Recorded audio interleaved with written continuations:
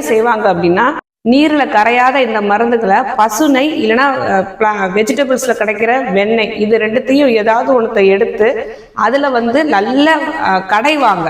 இந்த மருந்துகளையும் சேர்த்து அதையும் சேர்த்து கடையும் போது காற்றுல உள்ள காற்று அணுக்களும் அதுல உள்ள நீர் அணுக்களும் ரெண்டுமே சேர்ந்து இதை கரைக்கக்கூடிய தன்மையை இந்த மருந்துகளை உருவாக்கி அதை தான் அதுக்கப்புறம் அந்த வெண்ணெய் முறையில நமக்கு மருந்துகளாக கொடுப்பாங்க.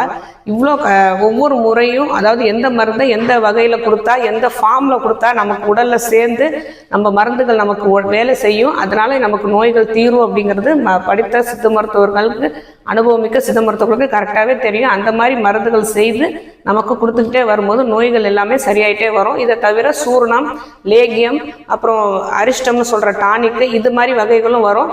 இதெல்லாம் யாருக்கு, சிறு குழந்தைகளுக்கு எது கொடுக்கணும், முதியோர்களுக்கு எது கொடுக்கணும், அதிகமான நோய் உள்ளவங்களுக்கு எது கொடுக்கணும் அப்படின்னு பார்த்து அந்த மாதிரி கரையக்கூடிய தன்மையா உள்ளதா